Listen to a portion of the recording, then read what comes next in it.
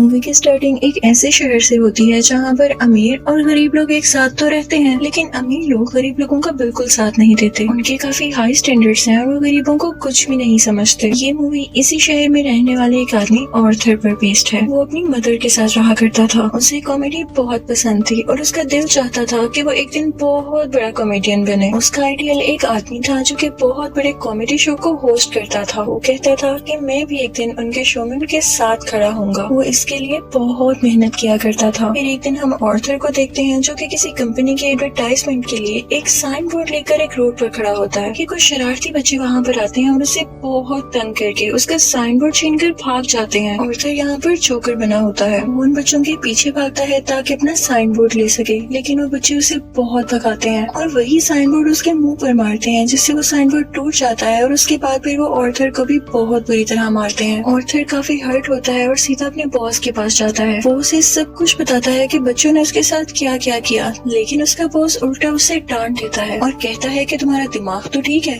बच्चे ऐसी हरकत कैसे कर सकते हैं। बॉस उससे कहता है कि मैं तुम्हें तुम्हारी सैलरी भी नहीं दूंगा। ऑर्थर में कॉन्फिडेंस की बहुत कमी होती है, इसलिए वो यहाँ पर खुद के बारे में कुछ बोल ही नहीं पाता। वो वहाँ से काफी उदास होकर बाहर आ जाता है और सोचता है कि क्या मैं इतना बुरा हूँ कि कोई भी मेरी बात का यकीन ही नहीं करता। वो अपने घर आता है और डांस करने लगता है। यहाँ पे हम देखते हैं कि उसकी बॉडी काफी वीक होती है। अगले दिन ऑर्थर अपने कोलीग से मिलता है और उसे उन बच्चों के बारे में बताता है। उसका कोलीग उसे कहता है कि ये तो बहुत गलत हुआ, तुम्हें अपनी हिफाजत करनी चाहिए थी यार। और इसी के साथ वो उसे गन देता है और कहता है कि इसे अपने पास रख लो, ये मुश्किल वक्त में तुम्हारे काम आएगी। ऑर्थर ये लेने से इनकार करता है, लेकिन वो आदमी जबरदस्ती उसे गन दे देता है और फिर ऑर्थर अपने घर के लिए निकल पड़ता है। वो बस में होता है तो उसके सामने एक बच्चा भी बैठा होता है। वो उसे हंसाने की कोशिश करने लगता है और वो बच्चा जोर जोर से हंसने लगता है, जिस पर उस बच्चे की मदर को गुस्सा आ जाता है और वो ऑर्थर से कहती है कि हटो, परेशान मत करो हमें। लेकिन इस बात पर ऑर्थर हंसने लगता है। इनफैक्ट हमें बताया जाता है कि ऑर्थर को कोई सीरियस साइकोलॉजिकल इशू होता है और वो अपनी हंसी को कंट्रोल ही नहीं कर पाता। उसे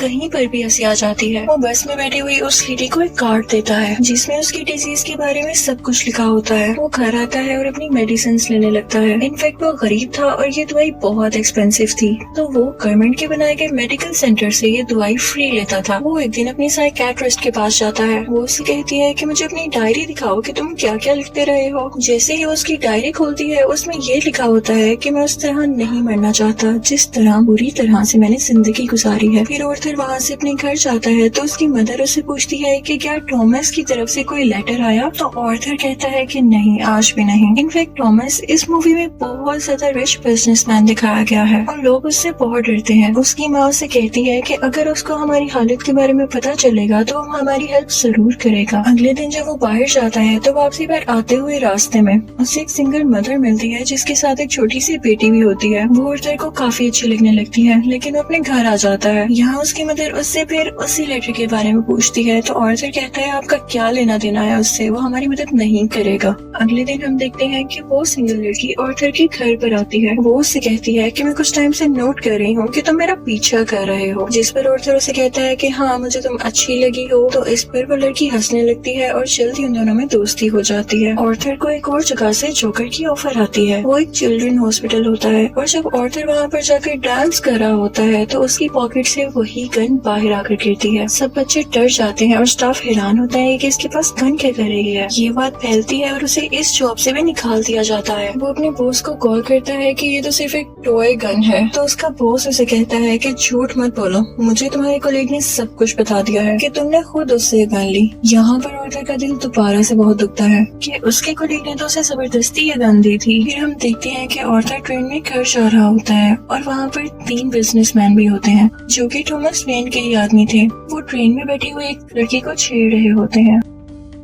ऑर्थर को यहाँ पर अपने मेंटल डिसऑर्डर की वजह से हंसी आने लगती है और वो तीनों आदमी समझते हैं कि हम पर हंस रहा है। वो उसे बहुत मारते हैं, इतना मारते हैं कि उसके मुंह से खून आने लगता है। ऑर्थर उन्हें अपना मसला बताने की कोशिश कर रहा था, लेकिन वो तीनों उसकी एक नहीं सुनते। ऑर्थर को उन तीनों पर गुस्सा आ जाता है और अपनी गन निकाल कर उन तीनों को शूट कर देता है। वो वहाँ से ये सोचकर भाग जाता है कि मैंने 3 लोगों का कत्ल किया है। वो खुद को एक बाथरूम में लॉक कर लेता है। पहले तो वो डर रहा था, लेकिन यहाँ पर अचानक से वो डांस करने लगता है है। ऐसे लग रहा था जैसे अब उसे कोई रिग्रेट नहीं और वो काफी सुकून में भी था। आर्थर घर आता है तो टीवी पर न्यूज चल रही होती है जिसमें थॉमस बोल रहा होता है। वो कहता है कि जिन 3 लोगों का कत्ल हुआ वो मेरे आदमी थे और उन्हें किसी जोकर ने मारा। लेकिन यहाँ पर गरीब लोग उन तीनों की डेथ का अफसोस करने की बजाय जोकर्स का साथ दे रहे होते हैं, क्योंकि वो सब जोकर्स के रूप में ही अमीर लोगों के खिलाफ स्ट्राइक कर रहे होते हैं। वहाँ से आर्थर अपने साइकेट्रिस्ट के पास जाता है तो वो उसे बताती है कि हम आज आखिरी बार मिल रहे हैं क्योंकि गवर्नमेंट ने हमें फंड्स देना बंद कर दिया है और अब के बाद मैं आपका फ्री इलाज नहीं कर सकती। आर्थर दोबारा से काफी टूट जाता है और उदास होकर वहाँ से बाहर आ जाता है। फिर हम आर्थर को देखते हैं जो कि कॉमेडी शो में लोगों को हंसाने की कोशिश कर रहा होता है, लेकिन वो ऐसा कर नहीं पाता और परेशानी में उसे जोर जोर से हंसी आने लगती है।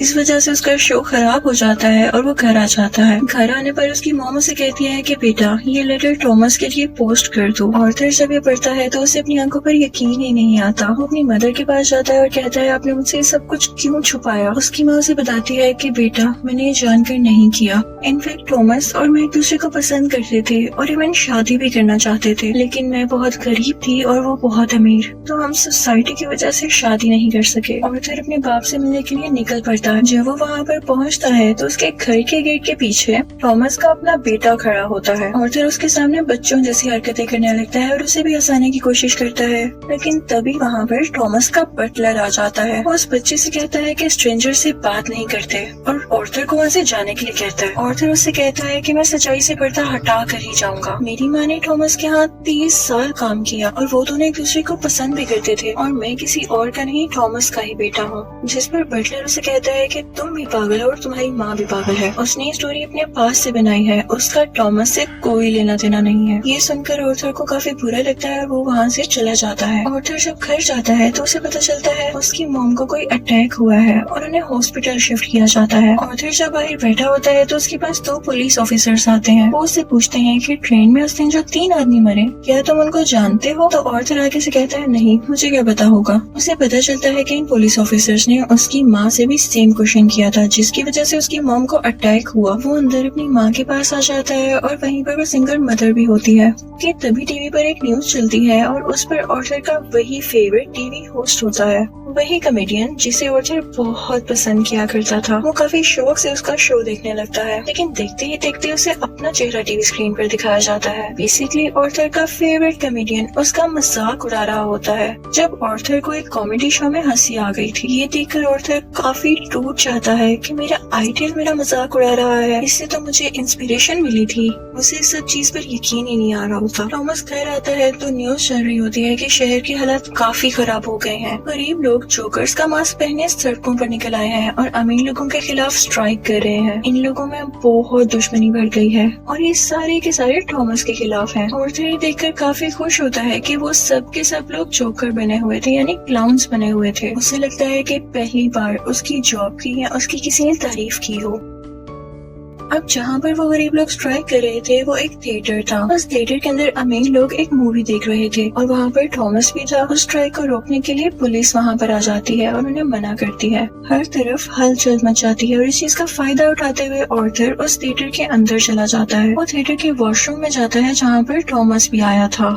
आर्थर उसके पास जाता है और पोलाइटली कहता है कि मैं आपका बेटा हूँ, मेरी माँ और आप एक साथ हुआ करते थे, याद करें। थॉमस उसे कहता है कि मैं इस नाम की किसी औरत को नहीं जानता और उसे जोरदार मुक्का मारता है, यानी पंच करता है, जिससे उसकी नाक से बहुत खून आने लगता है। आर्थर घर चला जाता है और कुछ टाइम बाद उसे पुलिस की कॉल आती है। वो इनफैक्ट आर्थर से भी इन्वेस्टिगेशन करना चाहते थे उस दिन के बारे में जब उन 3 आदमियों का कत्ल हुआ था। और तभी आर्थर को ये भी पता चलता है कि जो उसका फेवरेट कॉमेडियन था उसने आर्थर को अपने शो में बुलाया है। इनफैक्ट उसने आर्थर की जो क्लिप अपने शो में चलाई थी उसकी वजह से उसके शो की रेटिंग काफी बढ़ गई थी क्योंकि लोगों ने उसको पसंद किया था। वो बहुत खुश हो जाता है और तैयार होकर वहाँ पर जाने के लिए निकल जाता है, लेकिन उसे याद आता है कि थॉमस के बटलर ने कहा था कि मेरी माँ पागल है। तो वो उस मेंटल हॉस्पिटल पर जाता है जहाँ पर उसकी माँ का कभी इलाज हुआ था। वो उन लोगों से अपनी माँ की फाइल मांगता है। वो वहाँ से वो फाइल चुरा कर भाग जाता है। उसमें लिखा हुआ था कि आर्थर की माँ का किसी और के साथ रिलेशन था वो उसे बहुत ज्यादा फिजिकली अब्यूज किया करता था, मारा करता था। और इसी दौरान आर्थर के सर पर भी चोट आई थी जिसकी वजह से वो आज इस डिजीज का शिकार है। वो वहाँ से सीधा अपनी दोस्त यानी उसी सिंगल मदर के पास जाता है, लेकिन हमें यहाँ पर पता चलता है कि वो तो थी ही नहीं, वो असल में सिर्फ और सिर्फ उसकी इमेजिनेशन में थी और उसको उसके विजन्स आया करते थे। आर्थर अपने माँ की चोट की वजह से काफी परेशान होता है। वो हॉस्पिटल जाता है और पिलो से अपनी माँ को मार देता है। घर आकर देखता है तो उसे पिक्चर मिलती है जिसके पीछे लिखा हुआ था कि मुझे तुम्हारी स्माइल बहुत पसंद है, जो कि थॉमस ने लिखा था और ये पिक्चर उसकी मदर की थी। यहाँ उसे एहसास होता है कि उसकी माँ झूठ नहीं बोल रही थी। वो अपना जोकर का मेकअप करने लगता है और यहाँ पर वो काफी दुखी होता है और उसे कुछ समझ नहीं आ रहा होता कि उसके आसपास क्या हो रहा है। तभी वहाँ पर उसका वही कोलीग आ जाता है और वो कहता है कि जो उस दिन ट्रेन में 3 कत्ल हुए और रिसेंटली तुम्हारी माँ का भी कत्ल हुआ, मैं उसके बारे में कुछ पूछना चाहता हूँ। आर्थर को लगता है कि लोग फिर से मेरा जीना हराम करने आए हैं और वो यहाँ पर अपने कोलीग को पूरी तरह से मार देता है। अब इसके बाद आर्थर तैयार होता है और अपने जोकर का फुल कॉस्ट्यूम पहन लेता है। वो अब अपने फेवरेट कॉमेडियन के शो में जाने की तैयारी कर रहा था। वो बहुत खुश होता है और रास्ते में डांस करता हुआ जा रहा होता है। वहीं पर वो दोनों पुलिस ऑफिसर्स भी आ जाते हैं जो उससे ट्रेन में हुए हादसे के बारे में इन्वेस्टिगेशन कर रहे थे। पर आर्थर वहाँ से भाग आता है और भागते भागते ट्रेन में घुस आता है। उस ट्रेन में और भी बहुत सारे लोग ऐसे थे जिन्होंने जोकर का कॉस्ट्यूम पहना था। पुलिस इतने सारे लोगों में उसको ढूंढ ही नहीं पाती, तो इसी बात का फायदा उठाते हुए वहाँ से बाहर आ जाता है और अपने फेवरेट कॉमेडियन के शो की तरफ जाता है। वो जब उसके सामने जाता है तो वो उससे पूछता है कि क्या तुम भी जोकर बने हो, क्या तुम भी अमीरों के खिलाफ प्रोटेस्ट कर रहे हो। आर्थर उसे रिक्वेस्ट करता है कि आप लोगों को मेरे बारे में कुछ न बताइएगा सिवाय इसके कि मैं एक ऑर्डिनरी जोकर हूँ।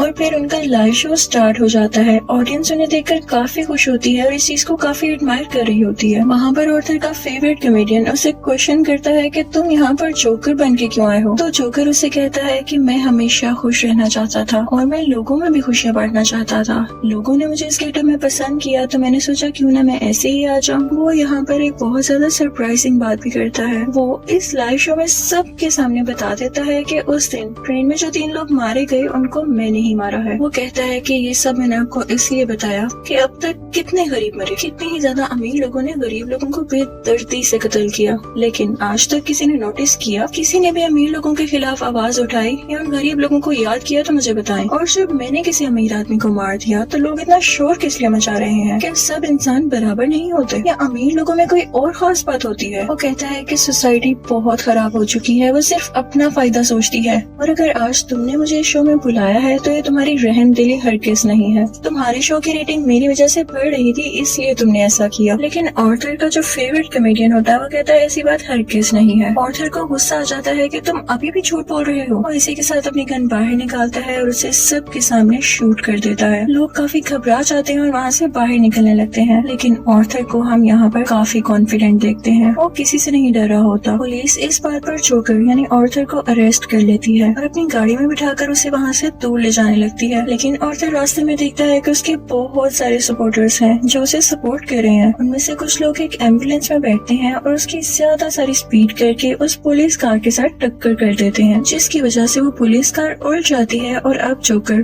बाहर आ गया था। वो उन सब लोगों में शामिल हो जाता है और उसी कार के ऊपर आकर खड़ा हो जाता है। सब लोग उसे यहाँ पर देख पा रहे थे और उसे चीयर कर रहे थे। उसके मुंह और नाक से काफी खून आ रहा था, लेकिन वो उसी खून से अपनी स्माइल बना लेता है और हाथ फैलाकर जोर जोर से हंसने लगता है। ये इनफैक्ट एक ऐसी स्माइल थी जिसके पीछे गम, तकलीफ और दुख छुपा हुआ था। वो अब उन सब लोगों का हीरो बन चुका था और वो यहाँ पे काफी खुश था कि लोग फाइनली अब उसे तारीफ कर रहे थे, उसे अप्रिशिएट कर रहे थे। दूसरी तरफ हम थॉमस को देखते हैं जो कि अपनी प्रेजेंट वाइफ और अपने बेटे के साथ ये शहर छोड़कर जा रहा होता है, लेकिन तभी साइड पे खड़ा एक जोकर उन लोगों को शूट कर देता है, लेकिन वो उनके बेटे को कुछ नहीं कहता। फिर सीन चेंज होता है और हमें आर्थर यानी जोकर एक साइकियाट्रिस्ट के पास दिखाया जाता है। वो वहाँ पर भी हंस रहा होता है, तो वो साइकियाट्रिस्ट उससे कहती है कि तुम बिला वजह क्यों हंसते रहते हो। तो आर्थर उससे कहता है कि आप इस फीलिंग को कभी नहीं समझ पाएंगी, और ये कहकर वो वहाँ से बाहर आ जाता है। उसके जूतों के नीचे खून लगा हुआ था, जिससे ये जाहिर होता है कि एक अच्छा इंसान कैसे किसी कातिल में बदल गया। और इस मूवी से हमें ये लेसन भी मिलता है कि जब किसी के साथ बुरा किया जाए तो वो बुरा ना भी हो तो एक ना एक दिन बुरा बन ही जाता है। उसे इतनी अजियत दी गई, इतना टॉर्चर किया गया कि उसके अंदर से वो फीलिंग फीलिंग्स ही खत्म हो गई और अब वो अपनी लाइफ से बिल्कुल सेटिस्फाई था और इसी के साथ ये मूवी भी एंड हो जाती है। आई होप आपको ये मूवी अच्छी लगी होगी। Thank you for watching.